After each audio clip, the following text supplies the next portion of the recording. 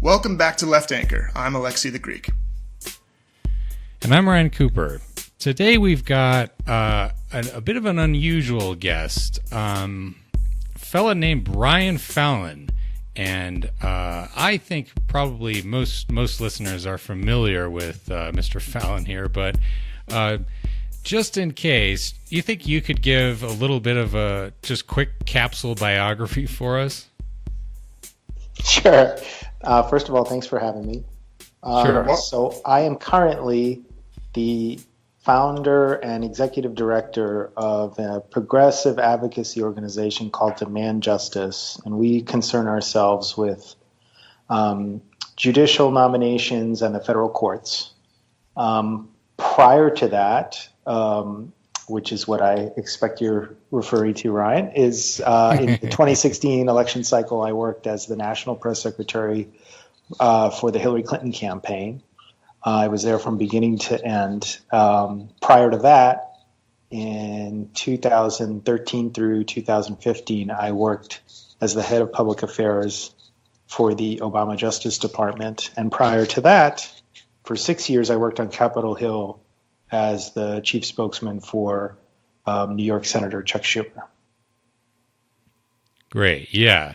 And that I just wanted to make sure I didn't miss any of those, because I think for a lot of people listening, it'll be a little bit odd to be hearing you on the pod. However, I think it will be interesting. And well, the reason why is that you have a new proposal here, which is rather different than I would say than some of your previous work. So you've got a proposal here to change the way that Democratic presidents nominate judges and justices to the Supreme Court, right?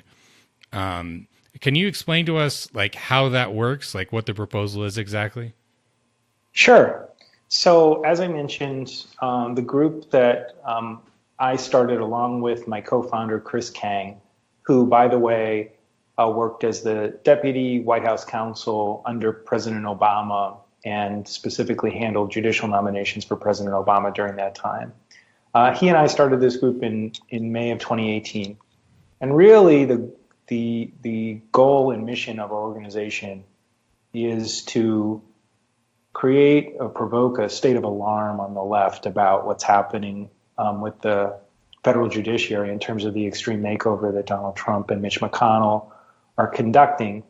But more than that, more than just trying to create opposition to Trump's judicial picks, we really want to help lay a foundation for thinking about and envisioning what the future should look like in a Democratic administration if we win the White House back in 2020. What types of people should we prioritize when it comes to filling judicial vacancies in the future? And we believe that we sort of need to think outside the box and how the next Democratic president approaches that task, not least because of what Trump has done in these last 3 years in terms of the types of people he's put on the bench. And specifically what we're urging over the coming months, with a particular eye on the Democratic presidential primary, is to spark a conversation and a dialogue about thinking differently about the sort of default nominee that we look to when it comes time to put people forward, hopefully in 2021. Traditionally, in recent decades, you've seen something of a default pedigree sort of emerge in terms of the types of judicial candidates that get put forward by Democratic presidents. Primarily, they tend to hail from sort of an exclusive list of schools, Ivy League schools in particular. They tend to have all clerked for on the Supreme Court or for very prestigious federal appeals court judges. Sometimes they've worked as prosecutors, but for the most part, the sort of most common criterion that you see across the resumes of people that get nominated these days is having a stint, having worked as a partner at a major law firm that mostly represents corporate interests. And this is true of both Democratic and Republican nominees. And of course, it's not surprising that Republican nominees would prioritize those types of lawyers.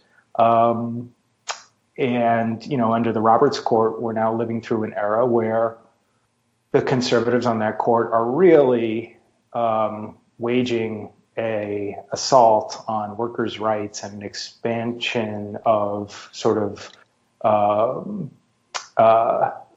corporate interests that we haven't seen arguably since like pre-New Deal.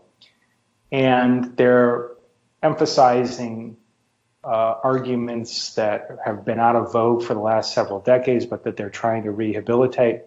And led by John Roberts, corporate America has really been ascendant in recent years. You've seen the Chamber of Commerce have a win rate of 70+% in the 12 or so years since John Roberts has been the Chief Justice of the United States. And the types of people that Trump and even before him, George W. Bush have nominated for the federal courts have really been people that subscribe to these arguments that favor corporations over working people.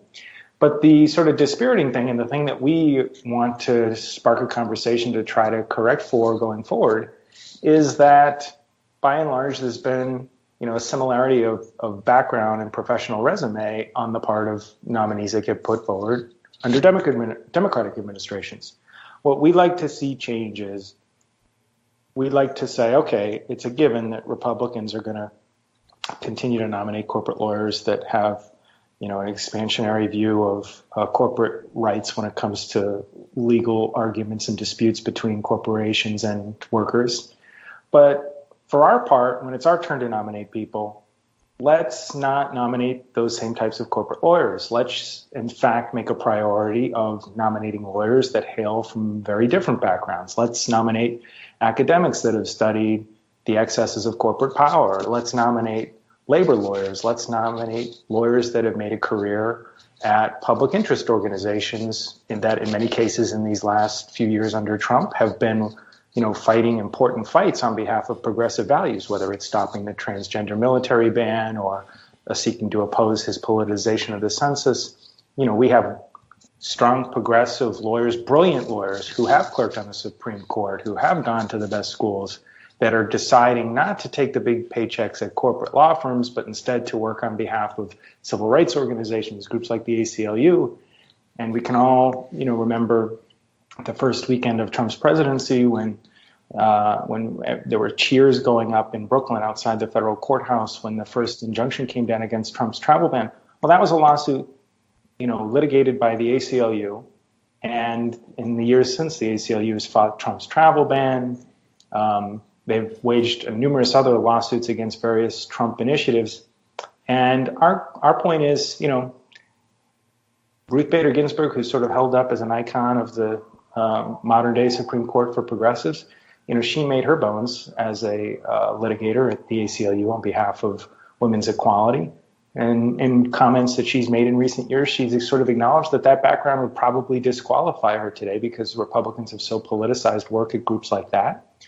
And we want to change that. So we want to have a conversation that says, let's deprioritize corporate lawyers. Let's look away from corporate lawyers when it comes time to nominate people in the next Democratic administration. And let's instead lift up people and amplify people that are working at these groups that have been vilified by the right over these last couple decades. Let's amplify and lift up people who are fighting these arbitration cases in court on behalf of workers, who are litigating on behalf of organized labor in this country.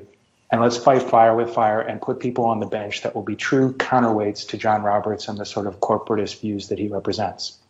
Well, that sounds like a very laudable goal. What, because you mentioned start a conversation. Do you have initial thoughts in the short term for how to get to that goal? What tactics, strategies is your organization thinking of to actually make that a reality?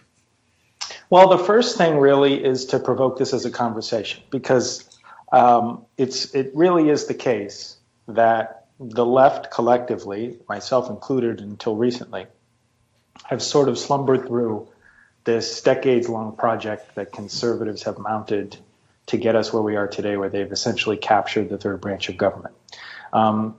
I think a lot of us, again, I include myself in this as somebody that worked in the Senate and viewed judicial nominations as sort of, the sleepy, unappealing sort of, when it came to the matter of how to prioritize floor time, it was always sort of an afterthought. And I think that the reason for that is, by and large, the left has been rather complacent about the courts. We tend to think of the Supreme Court and the federal judiciary as a whole as sort of mostly, in general, ending up doing the right thing, left to its own devices. We think of it nostalgically in terms of the Warren Court era and the court through the 60s and 70s as sort of, standing its ground to desegregate schools and to find in favor of a woman's right to abortion and to find in favor of even poor defendants' right to counsel. And all these rulings that sort of marked this period in the mid-20th century are sort of loom large in the minds of progressives, and we generally think that, the court has been on our side and will always be on our side without needing to worry about it too much. And the reality is that that very era that sort of provokes so much nostalgia for many progressives is exactly what sort of spurred a backlash and set out conservatives on a decades-long project of taking the courts over and yanking them to the right. And now, with the confirmation of Gorsuch and Kavanaugh, they've really succeeded, and that's been the capstone achievement of a 3-decade-long march. And I think that not only are progressives sort of desensitized and complacent about what has happened in a general sense, I think they're also sort of unfamiliar with the specific implications of that conservative takeover of the courts. What do I mean by that? Well, I think even if you have, when we have conversations with, progressive activists now and speak to them about what's happening in the courts, we do generally get like knowing nods when we talk about what Trump's nominees mean for people in terms of women's rights and reproductive rights and civil rights. People tend to know that Trump's nominees and even Bush's nominees before them are bad on that. People are pretty steeped in the history of knowing how much evangelicals and the conservative movement have prioritized the overturning of Roe v. Wade. And certainly the Kavanaugh fight last year was very much fought on the issue of him potentially representing a fifth vote to overturn Roe v. Wade. People are very steeped in the history of knowing that the Federalist Society and conservative elements on the right, it's especially in the 2016 election where Trump issued his short list to try to rally evangelical voters in particular, that there has been a sort of religiously motivated effort to take the courts back for the purposes of overturning Roe. I think what people on the left overlook is that really this project, the Federalist Society as an organization, and the overall project that conservatives have long prioritized of taking over the third branch of government has been sort of a joint marriage, a joint fusing of interests by not just the evangelical, religious motivated voters that very much want to overturn Roe, hate what the court did on same-sex marriage, etc. But hand in hand with that element of the Republican Party has been the corporate wing of the Republican Party, which almost around the same time when the religious wing of the party got really motivated over Roe v. Wade, you saw in the early 1970s a very concerted effort mounted by, a Chamber of Commerce style Republicans to use the courts as a vessel to promote corporate interests. There was literally in 1971 a memo written by a then corporate lawyer by the name of Lewis Powell, who would go on to be nominated to the Supreme Court by Richard Nixon, who wrote a memo to a friend of his that worked at the Chamber of Commerce saying, hey, you guys are missing the boat. If you want to yank America back to, prioritize, the corporate democratic ideals that we hold dear, you really need to pay attention to the courts and seek to have a court-focused litigation strategy. And in the years that followed, they pretty much adopted Lewis Powell's suggestion, the far right did, and you saw the Chamber of Commerce start its litigation arm in the years after that. You saw the Business Roundtable be formed to advocate and lobby for business interests in Washington, D.C. And most importantly, in my view, the Federalist Society sprang into being in the early 1980s. And the goal ever since has been to make the country safe for corporate interests by stocking the courts with pro-corporate judges. And, you know, people are just becoming familiar with the impact of that. I think that so our goal, to get back to the point of your question, I don't understand why today presidential candidates, when they are outlining what's wrong with Trump's America and what we need to fix if we regain power, we're very good at talking about a rigged system. We're very good about talking about how corporate interests have taken over our campaign finance system. I think that it's a natural extension of that argument to talk about how they have hijacked the courts to make an agenda that would not be popular with the American people, that would be very hard to legislate through the Congress, achievable through the venue of the courts. And there's plenty of evidence to that effect. The rulings in recent decades have, pretty much been have represented an unmitigated success for the Chamber of Commerce. And we should get our candidates talking about that. We should get them running against the court. We are in, I think, a sort of modern day equivalent of the Gilded Age. We should have people doing what Teddy Roosevelt did in 1912, running against the court. And so we want to get this on the radar screen of candidates. We want to get them talking about it. We'd love to get them introducing court reform proposals, because we think structural reform of the court is necessary. But even short of that, even if they don't sign on to court reform proposals, we know that they're going to have the opportunity to nominate some judges, because there will be vacancies. No matter who wins in 2020, there will be vacancies for somebody to fill. And we think that they should have to speak to that and tell the voters, the Democratic primary voters in particular, what their vision is for how they fill those types of positions. Yeah. So maybe just to recap a little bit here, it is the case in the United States, as it is not in probably most other democratic countries, that you can just basically legislate through the judiciary, right? And that has been how the Supreme Court has worked for most of American history, from sort of Dred Scott through, Plessy versus Ferguson, all the Reconstruction cases where they overturned all the civil rights legislation, up through 1935, when they invalidated a bunch of New Deal stuff because politics, basically. There's really, law doesn't enter into the equation. But I 100% agree with this idea, and it's something I've written about a lot. I think a number of other sort of lefties have written about it too, that, you got to be thinking about the courts. I remember just hammering Obama back in 2013, and you're being too timid with this vetting process. It takes too long. You got to get the most deranged communist you can possibly find. It needs to be 30 years old. And,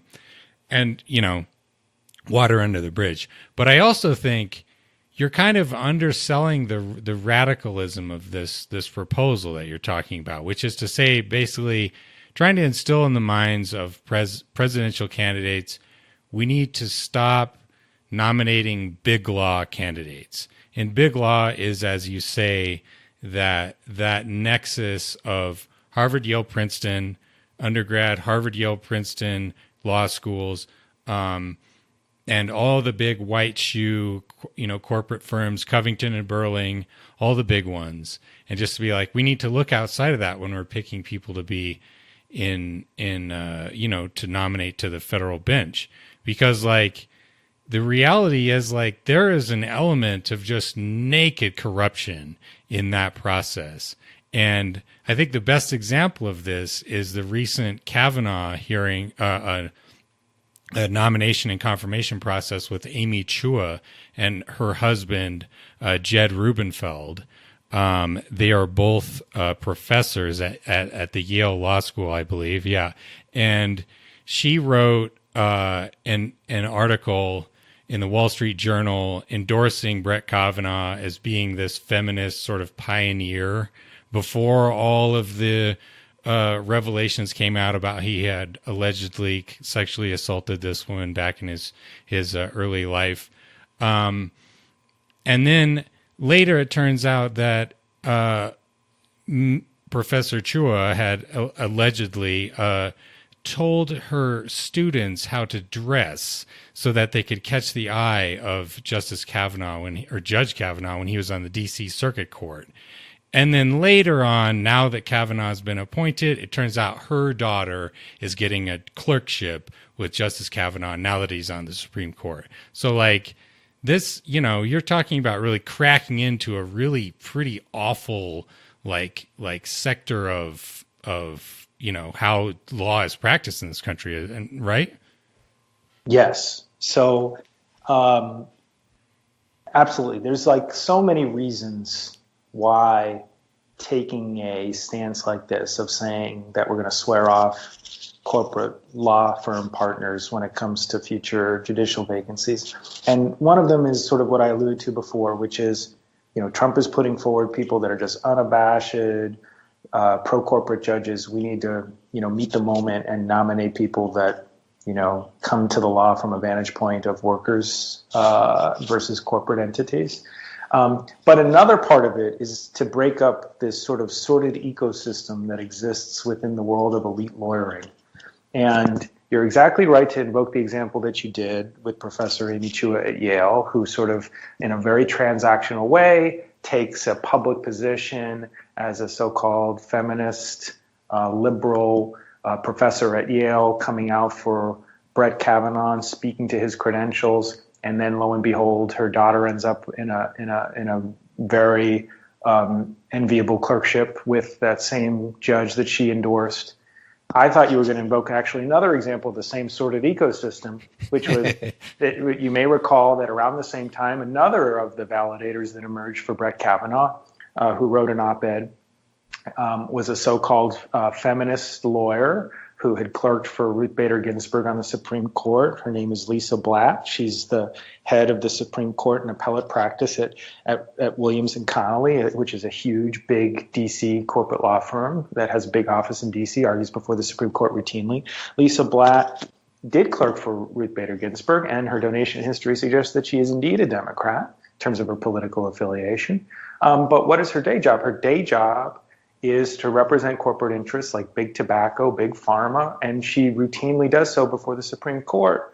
And so why is she endorsing Brett Kavanaugh? Well, because she knows that because of her day job, she's going to be arguing before him if he gets confirmed. And so it's a completely transactional thing where she has a complete conflict of interest based on the fact that she's serving her private sector clients well by endearing herself to a potential future justice on the Supreme Court that might be the fifth vote for many of the cases that she's going to be arguing. And we see that time and time again with the same people that come from Democratic backgrounds. They serve in Democratic administrations. They hold themselves out as progressives. And then they sell out when it comes to lending their name to backing Supreme Court nominees that they know on all the issues that progressives care about are going to be awful. So another example would be Neil Katyal, who was the acting Solicitor General under Barack Obama, not there when I joined the Justice Department. He had already left by then. But after Elena Kagan got nominated to the Supreme Court, he was the Solicitor General on an acting basis, and was a good member of the administration during that time. And even now, he is still sort of known to a lot of progressives and MSNBC viewers because he's been an outspoken critic of President Trump and a defender of the Mueller investigation. He's one of those that believes that the president obstructed justice and thinks that the House should be considering impeachment. And so he's a very visible progressive in that sense. But what is his day job?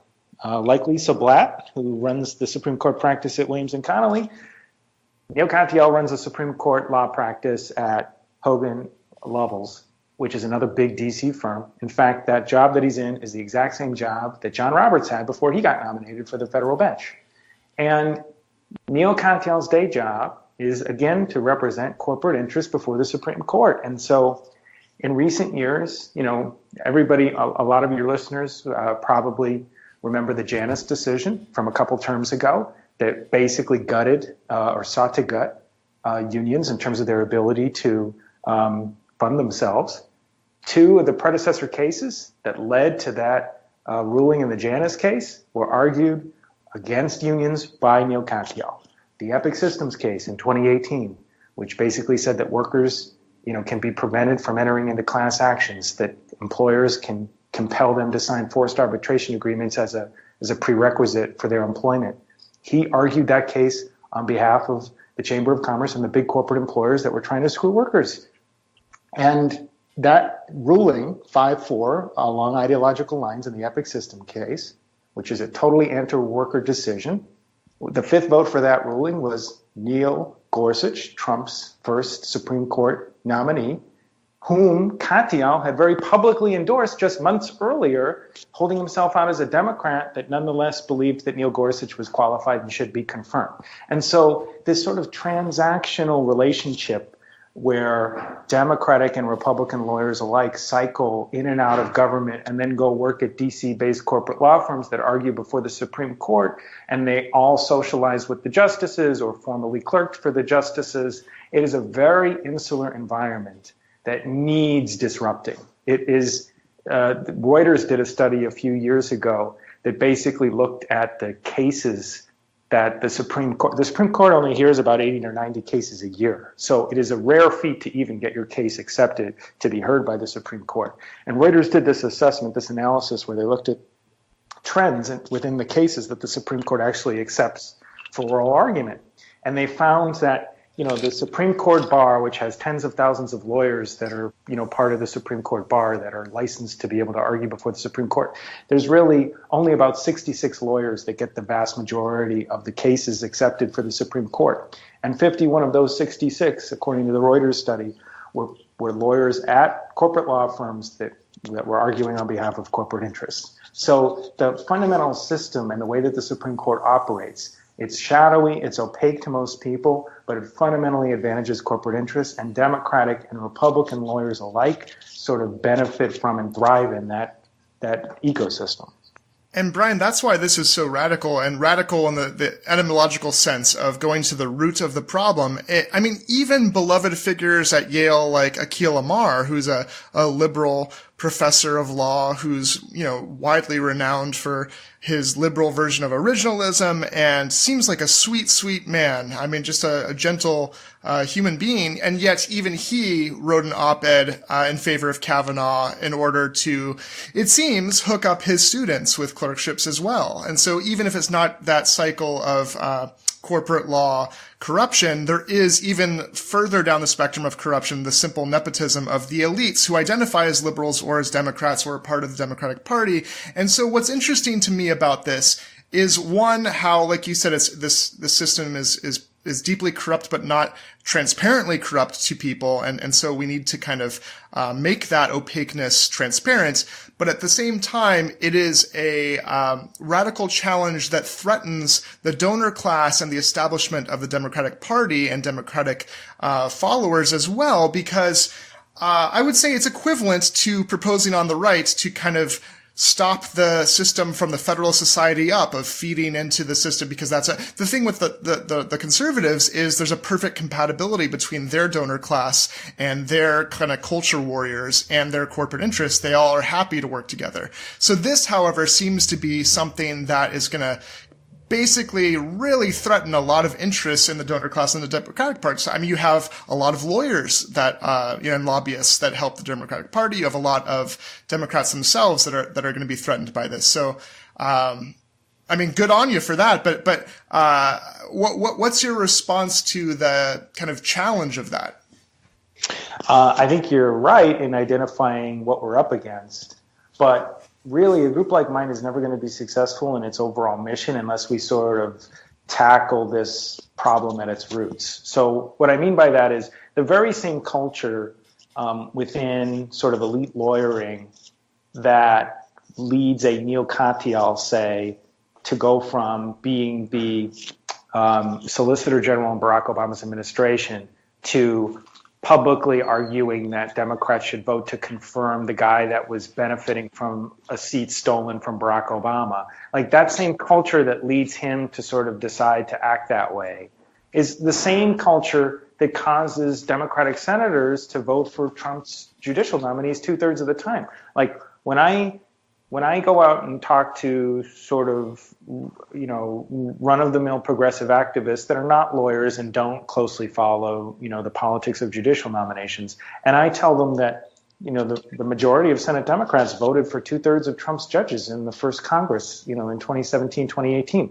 They're like, what? What? Like, why? Like, what? Why would they? Why? And it takes a little bit of explaining. It takes a little bit of explaining to say, well, a lot of these senators, they went to Yale Law School too, and so they might have been classmates with, these people, even though they're Federalist Society members that are anti-Roe, that do not believe in the EPA's ability to regulate greenhouse gases, that they have all these awful views, and they're complete ideological extremists. But they went to the same law school as them. Maybe they clerked together for the same judge. Or if they didn't clerk together or go to school together directly, they have a donor, a friend that did go to school with them or clerk with them.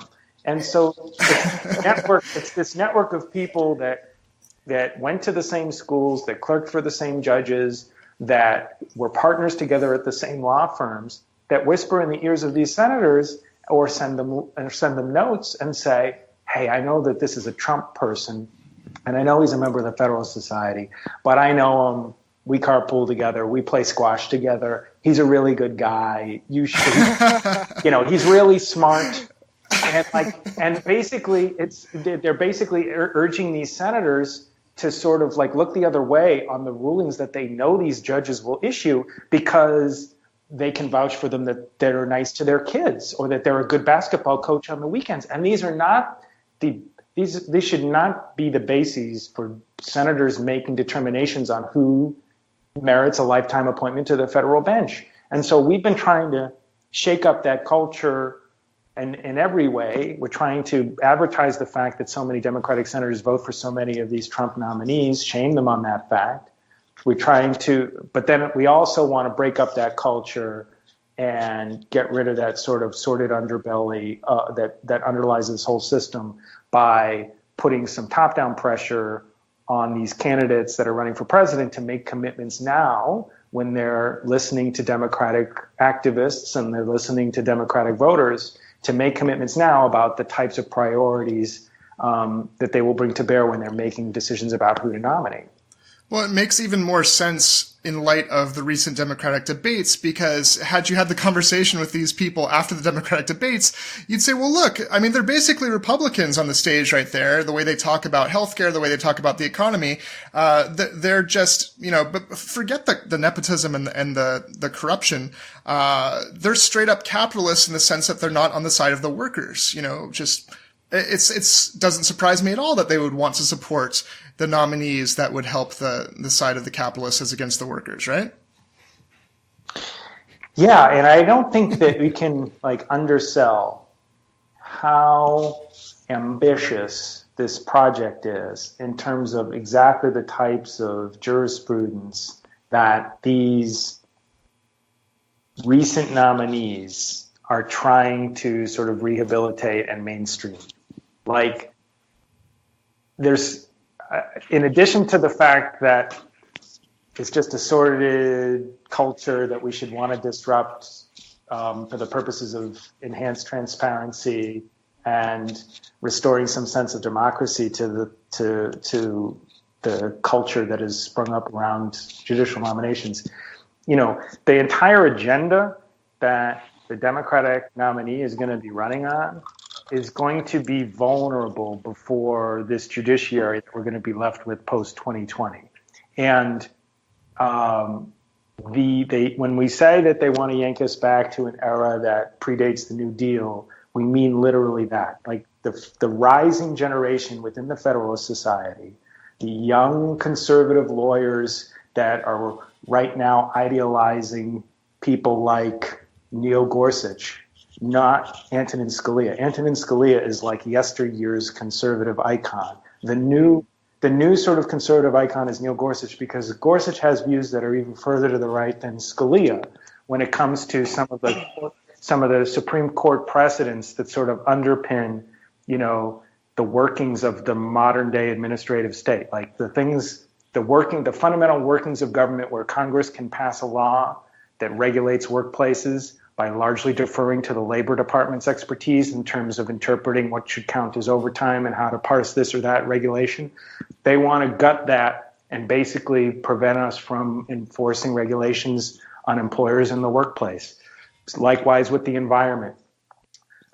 Minimum wage, like if taken to its natural conclusion, this sort of line of thinking that is being popularized right now in the young lawyer set and that will convene at the Mayflower at a Federalist Society gathering in Washington, D.C., if taken to its conclusion, it would fundamentally undermine like the whole logic behind minimum wage laws. Like the sort of jurisprudence that they want to bring back into vogue is very much an early 20th century line of thinking that said, you know what, if a worker and an employer want to enter into a contract together, they're both doing so voluntarily.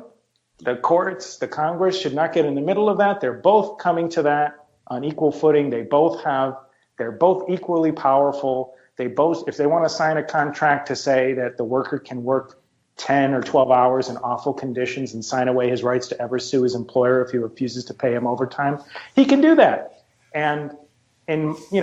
So it's basically Lochner is their softcore porn. They just like stay up late at night rereading Lochner over and over and over again. Yeah, I mean, literally, there's this guy at Georgetown Law School, the token conservative law professor at Georgetown Law School is this guy, Randy Barnett, who has literally written a book called Rehabilitating Lochner. And his goal is to say that Lochner was rightly decided and that there does exist such a thing as a right to contract. And that the due process clause of the 14th Amendment says that if a baker in New York wants to employ somebody for 10 or 12 hours in sweatshop conditions in a bakery, which was the case in 1905 in New York, he should be able to do so. The worker can sign up for that if he wants to of his own free will. And the New York state legislature should be barred from passing any types of statutes that attempts to minimize harms and workplace safety standards with respect to that worker. Because of freedom, for freedom, Brian. Because of freedom. And so that type of thinking is, like I said, it is an existential threat to everything from minimum wage laws to Social Security to let alone, anything we might try to do as part of a Green New Deal or the like. And so this is something that we as progressives have to sort of steel ourselves to battle against. And one way that, would be representing a concession in this fight would be to just nominate paler versions of the same types of people that Republicans put up for the federal bench. Like, we don't need more people who've made their career helping enforce arbitration clauses against workers. We should have people that are arguing in court against the enforcement of those arbitration clauses. Yeah, that's right. And one thing I find particularly funny about the return of sort of Lochnerism, and trying to make regulating the economy in any way that benefits people aside from business illegal is that it baldly contradicts the whole quote unquote right to work movement, which is all about banning contracts between consenting employers and unions, to say that, like, if an employer and a union want to sign a shop, like a closed shop union agreement, such that anybody who wants to join wants to become employed at this location, they'll have to join the union in order to get that job. They'll say, no, we're going to ban that using federal power. But consistency and legal, logic make almost no impact as far as I could tell in these type of decisions. It's all about ex post rationalization. But a question I had for you, Brian, is about, the sort of like your journey here, because I think it's fair to say that going from, Chuck Schumer to the Clinton campaign to working to, ban corporate lawyers, or sort of try to push them aside from the judicial nomination process that's a trajectory, right? And I would guess that there are a lot of people that or have met personally who would be quite offended by this effort you're trying to put through, right? And so what has inspired you to sort of it seems similar to Adam Gentleson, the former Harry Reid chief of staff, who has become a fairly outspoken guy in a way that I think has annoyed some people over the last couple of years. What's behind that, do you think? Adam, I worked literally side by side with. During our time in the Senate, we had desks right next to each other for about 3 years. And so to the extent that we've undergone an evolution, as you're suggesting, I think it's one that we sort of have experienced together. And I think what it's born of is something very simple, which is, I look back with great pride on my time working for Chuck Schumer, and I look back with great pride at my time working in the Obama administration in the Justice Department. And the reason for that is, I was inspired. I came to Washington, for all the sort of idealistic reasons that a lot of people do. And when Obama was elected and I attended the inauguration, and both my wife and myself ended up going to work in the administration, there was a sense of pinch me, like I'm part of something that a time in the life of this country that is going to be historic. And I do think by many measures, especially that very first Congress from 2009 to 2010, that it was historic in terms of things that we're getting through. But the other thing that we encountered and dealt with was, I think, an unprecedented level of bad faith being shown and displayed by Republicans. And I became frustrated, as I think Adam did, with the sort of hesitancy or outright unwillingness among Democrats to sort of acknowledge what we were up against and to reciprocate in kind and to be willing to sort of shed our sort of normsy tendencies in order to grapple with an asymmetry and a bad faith approach that was, leaving us completely ill-equipped to fight on a level playing field for our priorities. And I saw, us during the time that Adam and I were in the Senate. Republicans had just taken back the House. There was this completely bad faith argument being put forward about, look at the deficits that were running up under Obama. Look at, we need to cut Social Security to address the deficit problem that we have in this country. And there was, and you just saw, you saw Democrats get hoodwinked by this argument, and people like Michael Bennet and Mark Warner would go on Morning Joe paying lip service to this whole argument, and Maya McGinnis would be held up as this god of fiscal restraint, and Simpson Bowles was the thing that even good liberals like Dick Durbin were sucked into convening gangs to try to come up with some deficit reduction package. And it was because we just wanted to seem reasonable and we wanted to seem responsive to a completely manufactured outcry that was being generated on a completely bad faith basis. And we became sort of sucked in by that. Likewise, I know that there was, I should just say, that issue, that sort of a dynamic repeated itself on issue after issue, where, I worked for Chuck Schumer when he advanced an immigration bill that made all kinds of compromises for the purposes of trying to prove itself in terms of its commitment to border security. And the bill went nowhere in the House. And so at a certain point, you just have to throw up your arms and say, we need a different approach. And we shouldn't be trying to, water down our preferred solutions on economic issues or on criminal justice reform or on immigration reform because we think that we can meet the Republicans in some kind of theoretical middle. We should argue for what we believe and take it to the public. And when polls come back that show that our positions are more popular, we should fight for them rather than, cave preemptively. And so I think that you're seeing that sort of frustration play out in terms of demands for, calls for eliminating the filibuster, for people to get serious about impeachment towards Trump, because I think there's both an ideological dimension to this in terms of wanting to see Democrats fight a little bit more aggressively for proposals that might have been deemed as too scary because they're too lefty in the past. But also there's sort of more than ideology, there's also just sort of a show me some firing ability. Yeah, that's the thing, Brian. So you would know better than anyone. And so we have our ideas, but I want to ask you because, for years it seems like the Democrats are the subs to the DOMs of the Republicans, if I may use a BDSM analogy.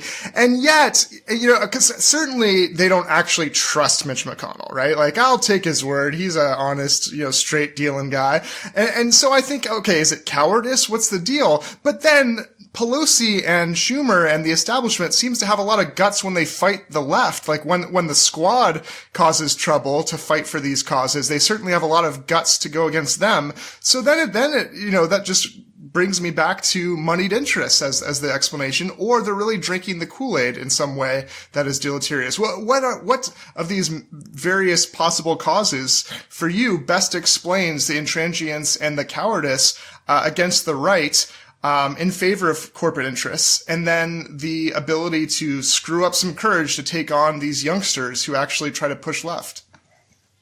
Well, I think that some of what you invoked there is true, and we're recording this on a day that I woke up this morning to a report about how revealing that Third Way accepted money from the Kochs to argue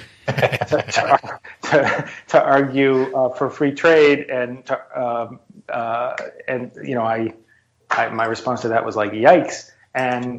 But Third Way hosts many a confab that attracts large swaths of the Democratic members of Congress, and so there's certainly an element to that in terms of moneyed interests having sway in D.C. But I also I don't think all of it is sort of corruption at work. I think another aspect of it,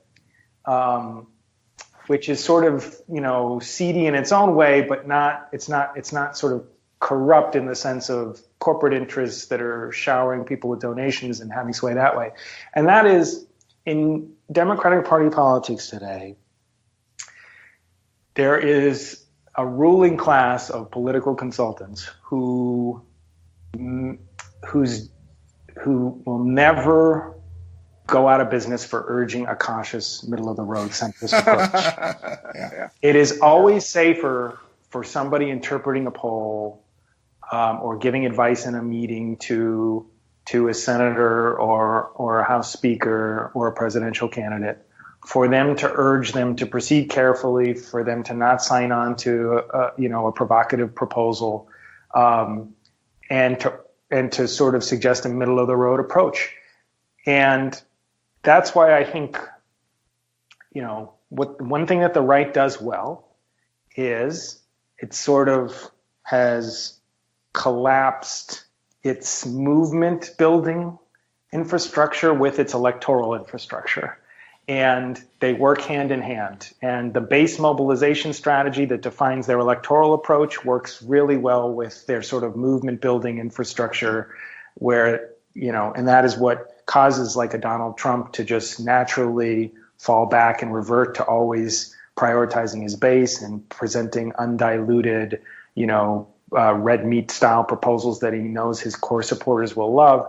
And over time, the Republican Party, and under Trump in particular, have conditioned the political media industry to sort of cover that as savvy and sound and smart, that he's really juicing his base. Whereas if Democrats ever do that, it is viewed as like they're lurching to the left and woe be to them in the general election.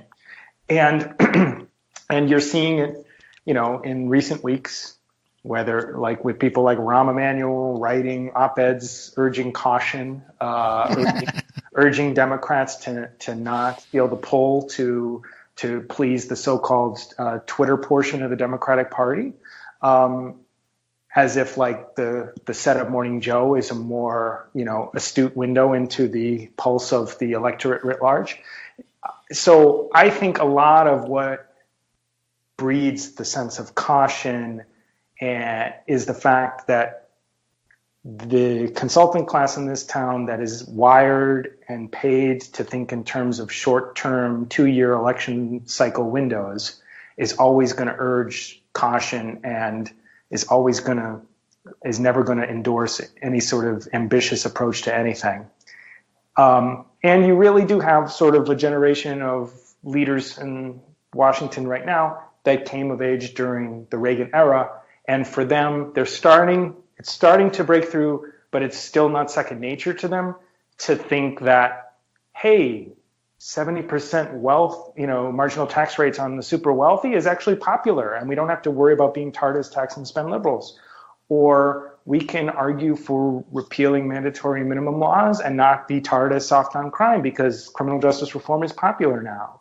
Or, we can take a humanitarian first approach to immigration policy in this country and not worry about and not just crouch and constantly fear of being portrayed as open borders Democrats.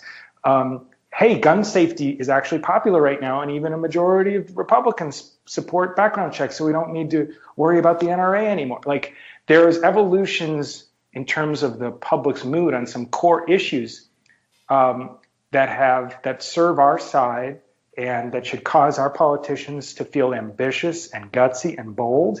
And they don't have the muscle memory yet to think that, because they're conditioned to think that Ronald Reagan going around talking about welfare queens and Willie Horton ads is still sort of like the controlling mantra that dominates American politics. Yeah, I think of 1964, right?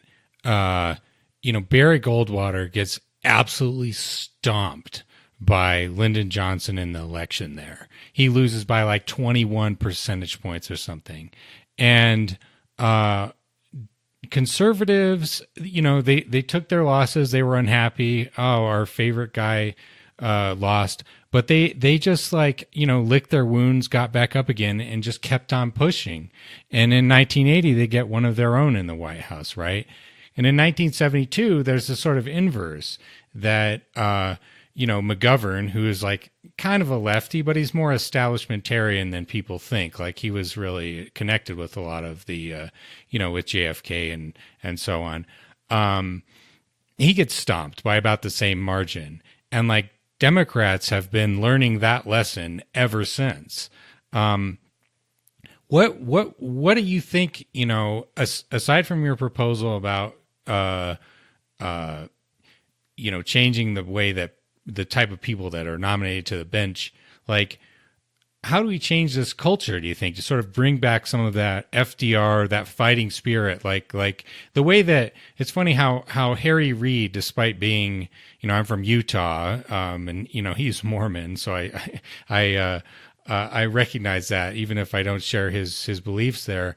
Him being like somewhat conservative, but he was a fighter in a way that is like almost, it seems quite rare, aside from the sort of new generation that really haven't gotten any seniority or power yet. Like, how can we bring that back, in your view? Well, I think that a few things need to happen.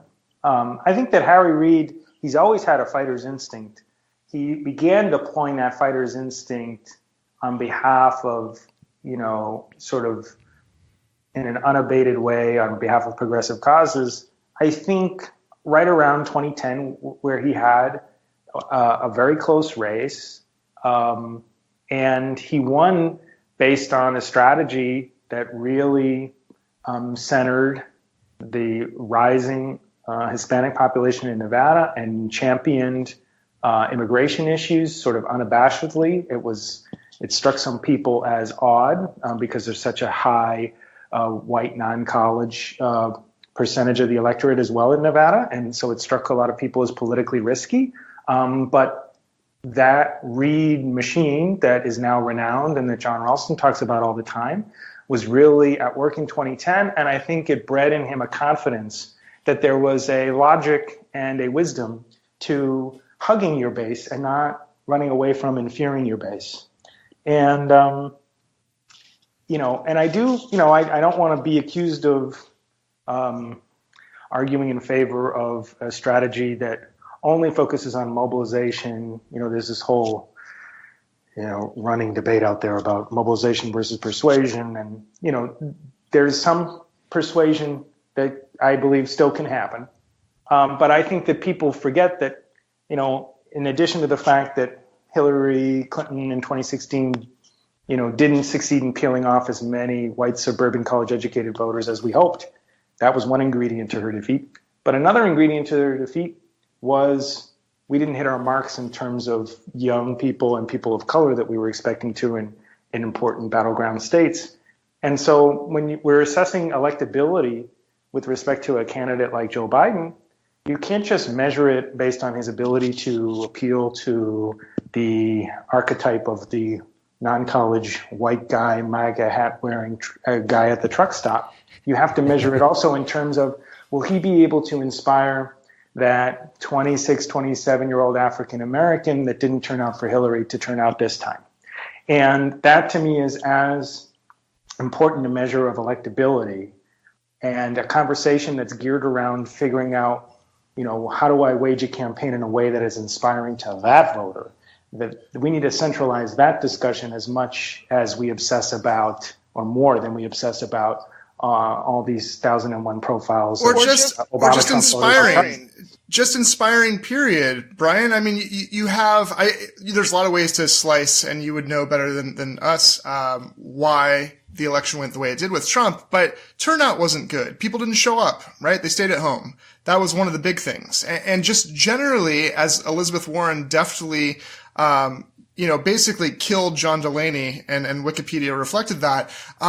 So why, right? Like, why do you go to the effort of running for president to talk about what can't be done and what you don't want to fight for?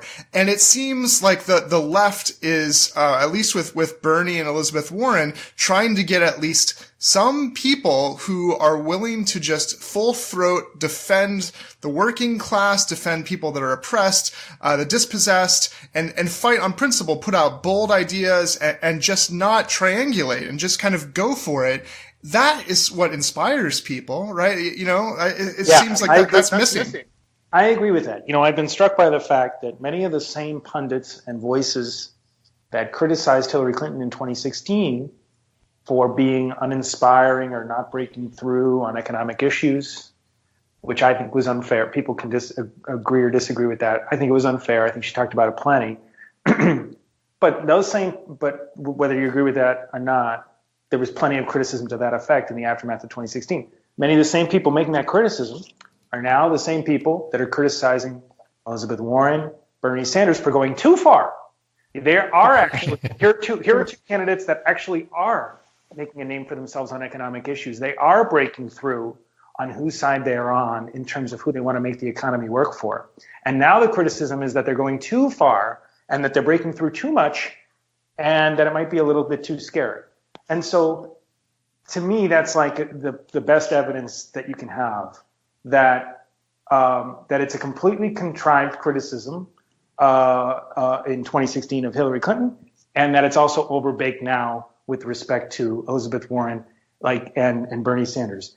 Presumably the only thing that would satisfy these observers is to have some kind of milquetoast in between, set of policies that I agree is not going to be inspiring come general election time. I think the other thing that I took away from 2016 with respect to Trump's success is, if you want to be known for, in today's era of short attention spans and constant distractions in the news cycle and the inability to break through on anything, more or less, it really pays to campaign in and brand yourself in bold brushstrokes instead of trying to dabble or be too fine. You almost need to go to excess if you want the essence of your argument to sort of to filter down.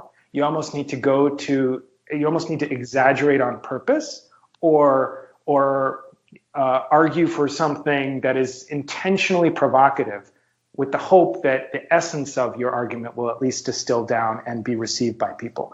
And so in Trump's case, he did it in a way that was super cynical and awful for our politics and our public discourse.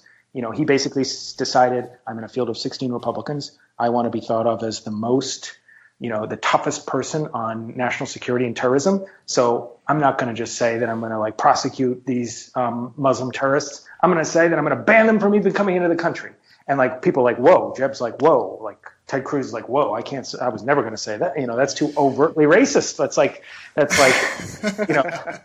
can't go that far. This is interesting. They looked around, and then Trump is beating them on national security. Same on immigration. It's like, all right, I want to be the toughest, most badass mother effer in this field. You can say motherfucker, by the way, on our podcast. It's fine. It's okay. What can I do? It's like, I'm going to build a wall, and I'm going to call them all rapists. Brian, you're touching on something this is a brilliant point. So in my mind, if you're a Democrat and you want to say, hey, I'm in this for you, if you want that sort of overall vibe to translate, then going around saying that I want to get rid of the insurance company's role in healthcare and I want to, put the pharmaceutical companies out of business for profiting on, insulin and everything, life-saving drugs. Like, to me, people, if pressed and if a pollster question is put to them, it might produce a certain type of answer one way. But in the long term, where people are paying very scant attention at any given point, the broad sort of sensibility that is probably taking hold about that candidate that's arguing for that is that they stand for me, not for the big companies. We're not campaigning in a way that errs on the side of leaving that impression, as opposed to trying to come up with a tax credit that doesn't leave an impression. What you're saying is really interesting because I've never thought of this, but Trump, in a way, is someone who achieves success through utopian demanding, which you think of typically as a leftist approach to politics. But I mean, it's really dystopian demanding, but the utopia of the racists, the white supremacists, and those that would love a wall and would love to ban Muslims and would love to, pretend that trans people don't exist. But what you're pointing to is a politics of his which eschews the reasonable in favor of the utopian for them. And so there's something about making a demand or a claim, even if you don't achieve it or if you can't achieve it, that resonates with a base, with people who share that demand and that desire, and that itself can galvanize support for moving towards it. And so the left can't have this technocratic neoliberal, focus on process and efficiency and not remember that we're facing a moral evil on the other side that has a dystopia in the face of climate change, in the face of kind of the disaster that neoliberalism and late capitalism has on wealth inequality. The left needs to have the kind of balls, frankly, to make kind of a mirror utopian demanding and just go all the way with the kinds of things that illuminate what's really at stake. And I would add another sort of takeaway to Trump's sort of penchant for campaigning on utopian demands. It also has the side effect of convincing people of your genuineness. Okay, Trump is the biggest bullshit artist around. He's a liar. Yeah. He lies all the time. But his willingness to sort of like provide the 100 proof versions of Republican policies, the sort of like undiluted, unfiltered, pure racist sort of red meat, it certainly drives up enthusiasm among the people that really believe that and want that. But then even to other people, it says, well, geez, he's willing to say such, politically incorrect things. He really means what he says. He's authentic. And we saw voters give him credit for like, quote unquote, telling it like it is, even if when asked whether they agreed or not with his particular positions that he was espousing, did not want to be seen as supporting some of the racist stances. They gave him credit as a personality, sort of as a human being. They gave him credit for having traits that they want to see in politicians, which is a willingness to tell it like it is.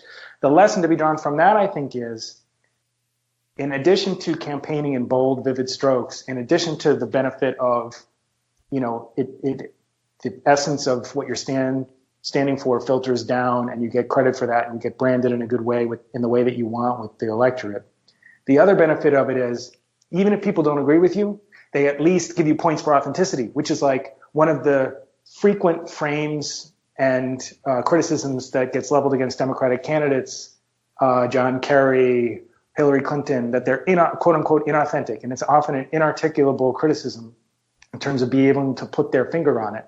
But one way to sort of blunt that or make that inapplicable is to be willing to take stances on things that are provocative, that attract criticism, that inspire people, for better or for worse, that inspire strong feelings on both sides of the issue, because people sort of intuitively give credit to that person that if you're willing to stake out a position that comes with some criticism, that makes you the focal point of attacks, then there must be some authenticity to the fact that you really genuinely believe that. And I'll give you points for that, even if I don't agree with you on the underlying issue.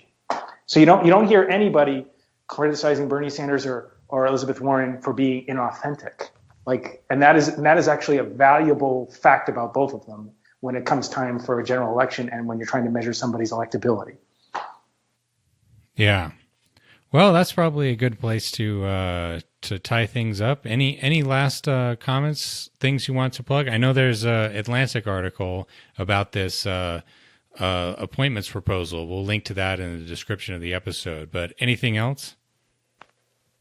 No, just we touched on it ever so briefly, but in addition to trying to foment a discussion about what types of nominees the next Democratic president should prioritize, I also think we really need to get serious about having a conversation about structural reform in the court, because the reality is, we have these ideas that we want to mainstream about what types of people should be nominated in the future. The reality is, really the only vacancies the next Democratic president is going to have is restocking Obama and Clinton nominees that decide to take senior status when there's finally a Democratic president. But there's not going to be an opportunity to fundamentally alter the composition of the federal bench, because Trump is going to leave us with, so much of the judiciary remade with 30, 40-something-year-olds. So realistically, if we ever want to reset the equilibrium, restore some kind of sense of ideological balance to the judiciary as a whole, we're going to need to think about expanding the size of the courts, term limits, some things that would, undo the wrong of the stolen seat from Barack Obama and bring some orderliness to the process and depoliticize the confirmation process so it's not a gotcha where people can rig it and time their retirements on purpose to help one party keep the upper hand over the other. Oh, would you talk a bit more about that? I mean, that's a lot to hit us with at the end there, but flesh that out just a little bit more, if you don't mind, if you have the time. That sounds very important to understand for our audience about ideally, what could we do? What needs to happen? Well, this is a conversation. There's been proposals out there for a while, but they haven't really gotten a lot of attention except following Brett Kavanaugh's confirmation to the court, because I think there was a sense that process was, conducted in an illegitimate way, that there were all kinds of questions about his fitness, and yet he was confirmed anyway. And there was a sense of that the window has now closed for us to be able to do anything about it. And they've now locked in a 5-4 majority on the court forever. And to some extent, they're right. Clarence Thomas is in his early 70s. He doesn't necessarily have to retire anytime soon. And everybody else is going to be around for a while too. And so unless we want to consign ourselves as progressives to a court that is fundamentally rigged against us for the next 20 to 30 years, we need to think bigger about what we do about it, rather than just hope that through fate, some vacancies arise in the normal course of things and an opportunity that gives us the chance to reset things. Because, it is going to be a steep enough climb. So court packing, is that what you mean? Well, I think the way that I describe it is that Trump has already packed the courts, and now it's just a matter of whether we're going to do something to mitigate the harm that has happened there. People forget, okay? In October of 2016, when everybody thought, including myself, Hillary Clinton was going to be the next president of the United States, Senate Republicans were openly going around already. John McCain, the late John McCain, Ted Cruz, going around openly talking about how they were going to keep that Scalia seat open for the 4 years of Hillary's entire term, because they were not, and so they were content to have a court that was only 8 justices in number. And likewise, in the D.C. Circuit Court, before Harry Reid went nuclear in 2013 and got rid of the judicial filibuster in order to allow Barack Obama to fill 3 seats on the D.C. court, Chuck Grassley actually introduced a bill in the United States Senate to permanently shrink the size of the D.C. circuit to try to prevent Barack Obama from even having any seats to fill. So Republicans have been perfectly happy to tinker with the size of the courts at both the Supreme Court level, the lower court level, whenever it's suited their purposes. One of the current head of the Federalist Society wrote a paper a few years ago suggesting that Republicans, expand the size of the federal judiciary by a couple hundred seats in order to give themselves a fighting chance to populate it with conservatives. Now they have that with Donald Trump, so they're not arguing for it anymore. But there's been as with so many other issues, there's been a complete asymmetrical approach taken in terms of how much Republicans have been willing to upend norms and play dirty to wrest control of, in this case, the judiciary.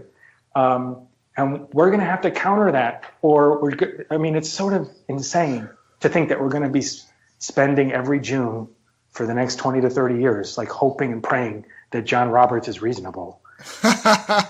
Balls and strikes, baby. Balls and strikes. That is so absurdly defeatist an approach to take. So we need to have like an affirmative, proactive plan for what we're going to do to counter the fact. Mitch McConnell's been quite open. He said, why am I confirming all these judges? Because we want to move the country, quote unquote, further to the right through the courts. And are we just going to pretend that this is balls and strikes and that these are originalists that are just interpreting the text? Or are we going to acknowledge that the courts have been politicized and we need to do something to fight back? Make the courts political again for the left. That's our point. We could have a whole nother hour-long interview about this. But in general, the courts are not going to save us. It is really the ahistorical exception, that Warren Court era that progressives right. so That's far. right. If for the most part, the courts have not been the tip of the spear in terms of affecting progressive change in this country. They've typically been lagging indicators, not leading indicators. Yep. And so we'd be better off with a court that was sort of right-sized in terms of its power over our democratic life. But right now we've sort of been willing to sort of allow the Supreme Court to have this outsized role in our politics today. And we've completely conceded that branch of government to the Republicans. And I think that my job as somebody that's trying to sort of pull the alarm bell on this is going to be made easier, unfortunately, in the next 2 to 3 years, because I think that now that they've got their 5 reliable conservatives on the court, they're going to start harpooning all their white whales. We're going to start getting decisions that are really going to make the court an issue. Roberts is trying to guard against that. He's trying to be, politically astute in terms of picking his battles, and that's why I think you saw him side with the liberals in the census case, because it was just too much at one time to do gerrymandering and that. So he's going to continue to be crafty, but the trend is going to remain the same. The overall trajectory is a very bad one, and it's something that we need to get organized around. So what's the best case scenario? Yeah. You get a lefty president, you win the Senate. What is your vision? You wave a wand. What could happen to change the trajectory? Oh, well, I mean, the best case, like literally the best case? Yeah. Yes, right? All right, everything goes right. We get a Democrat-elected president. We win back the Senate, which is going to be a tough trick, okay? But we win back the Senate, and then, pick your issue. I don't know. What do you guys say is the number one thing that Democratic Congress should act on in the winter of 2021 when we first come into power? Is it election reform or climate change or whatever it is? You're going to have to break the. You're going to have. Yeah.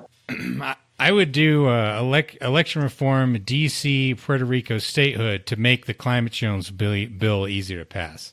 Right. So, but for even that, you're going to need to get rid of the legislative filibuster. Yep. So, and I've heard so many people say, well, you can't talk about the filibuster now. Like, wait till you get power. It's like, that's absolutely wrong. It's absolutely wrong. We do not have the votes right now to get rid of the filibuster. We need a Democratic president to get elected, having campaigned on it, to put pressure on the likes of Mark Warner and Chris Coons and, not even the Joe Manchins, but just some of these people that are from reliably blue states that will not support it if the vote was taken right now. You're going to need pressure on them. You're going to need somebody that's talked about it for a year and a half and completely socialized the concept. So you're going to need to get rid of the filibuster in that first few months. And then I agree with you, prioritize D.C. statehood. Suddenly you got 2 more seats. Puerto Rico, if they want it. We still have to take care of the small matter of deciding what the population of Puerto Rico wants. But assuming you could do that, that's 4 seats right there. That gives you breathing room for things like climate change, democracy reform, that I would have include not just campaign finance reform, but also ethics reform, anti-gerrymandering provisions, put the Electoral College in there. Then maybe you do some kind of healthcare thing, whether it's some movement towards single payer or even a smaller scale thing, whether it's... No. So you're fine with the single payer. That's good. Single payer. Yep. and then you have some kind of climate change proposal. Yep. Green New Deal. All right, so you're going to have this list of priorities, all of which are riding on the premise that you're willing to break the filibuster for it. And my point is, you're going to go to the trouble of getting rid of the filibuster and enacting all these big, very positive, landmark pieces of legislation, you better, as the sort of caboose on this train, you better sort of safeguard it against judicial review. Yeah, you better have the courts get your back. Yeah, so they don't strike it down. Yeah, you want your job guarantee, you want your UBI, you want your whatever. All that stuff is under threat immediately upon passage from all kinds of bad faith conservative, legal challenges in the courts that will now be, and they'll take it all to Texas and fight it up through the Fifth Circuit, get a favorable ruling out of the Fifth Circuit, take it to the Supreme Court, and again, we'll be on our hands and knees praying that, John Roberts decides that this is not, a good time to behave in the way that Leonard Leo wants him to behave. And so as a last act, 8th or 9th on that list of, your year one agenda that you're getting thanks to having a 51 vote standard, you absolutely need to have a strategy for how you're going to safeguard those proposals from the clutches of Neil Gorsuch and Brett Kavanaugh. So judicial reform absolutely you could put it as part of that democracy reform proposal, or you could make it a standalone proposal at the end of that line of reform ideas. But yet, the idea that you would go to all this trouble, you campaign on all this stuff, you change the rules of the Senate in order to pass it, and then you would let John Roberts and Brett Kavanaugh play God with the fate of all those ideas. We can't have it. Yeah, the people forget this, but there's nothing in the Constitution about how the federal courts should be organized. That's all just been passed by various laws, and they've changed the number of circuits. They've changed the number of justices on the Supreme Court. They did it to Andrew Johnson back in the day. They changed the number of justices specifically to prevent him from being able to appoint some. The number of judges on this, the number of justices on the Supreme Court has changed under 5 different presidents. And you're right, when you contemplate the lower courts, the number of judges across the entire federal judiciary changes sort of routinely. It changes roughly every 30 or so years because of workload and wanting to not have judges be overburdened. And so we've added judges at the lower court level routinely throughout our history. And there's actually a pending proposal that is nonpartisan, that is from the bureaucratic office of the administrative office of the courts, that contemplates adding 60 plus seats across the federal judiciary at the lower court level right now. So you could totally take that and be non-controversial in doing so and pushing that through. And you're absolutely right. It would require no change in the Constitution to add seats at the level of even the Supreme Court, because that's not spelled out in the Constitution. And there's, the one proposal that you hear people say, well, that would require a change in the Constitution as term limits. But there's actually an argument that even that could be done legislatively, because while it's true that the Constitution says that judges get life tenure, it doesn't specify on which court they get to serve for life. So in other words, you could have somebody that serves an 18-year term, say, on the Supreme Court. Interesting. And then rather than mandate retirement after 18 years, you roll them onto a lower court so they remain a federal judge for life, but there's nothing that guarantees that they have to serve on the Supreme Court for life. They could rotate to an appeals court. And so that's one way you could potentially legislate a term limits change. So in general, we're just trying to foment a discussion that encourages candidates to contemplate this problem and put out their own proposals. So we're not trying to necessarily nitpick like Pete Buttigieg's proposal versus Bernie, who's argued for rotating appeals court judges onto the court. We want people to be imaginative. We don't want to penalize people for having one idea versus another. What we want to see from the field is that they're willing to say that the status quo is unacceptable, and I want to structurally reform the court, at least in some way. But I think ultimately the wrong that was done in terms of the stolen seat that was held open for Trump to fill with Neil Gorsuch, you cannot just act like that didn't happen and then say that we're going to fix things going forward. If you want to police bad behavior, if you want to enforce norms, there needs to be some kind of official step taken that says that that's not okay. You don't just get to pocket the gains from that bad act for the rest of time. You know, Brian, you can't bring a knife to a gunfight, and so it's time to get ready. You know, battle. A colleague of mine that works on these issues likened it to me and said, a pickpocket comes along and steals your wallet out of your pocket.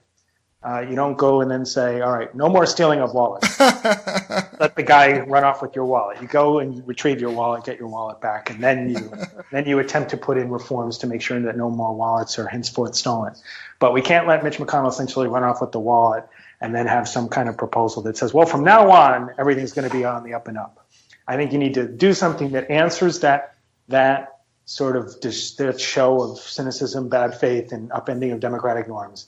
And then you have to have something that enforces a system where that can't happen again in the future. We're with you. Well, you know, Saul became St. Paul, and it seems like you found the right side of things here, being a true lefty now. So we highly respect that shift. Well, yeah. I'll just let that go. Thank you guys for having me. We kid, we tease, you know. But yeah, thanks for coming on. I think I'd like to say that I don't think that I have shifted in anything that I believe. I think I've just, in running an organization, you get to speak for yourself and more in a way that's fair for others. And also, I think that some of what I'm saying is born of experience without which I wouldn't have come to these realizations. So I can't, I think that I'm proud of every place I've worked up till now, and a lot of it has informed what I believe today. And tactically, I've sort of absorbed a lot of lessons from the jobs I've had in the past. So, I wouldn't where I am now if I didn't have the path I had. Absolutely. Yeah. No disrespect meant. Absolutely. Okay. Well, I appreciate you guys having me on. Yeah. Thank you so much. Yeah. Thanks for coming on. Okay. Take care.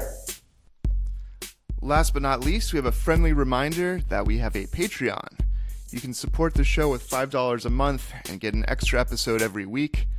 We really appreciate the support, and it helps us keep this going.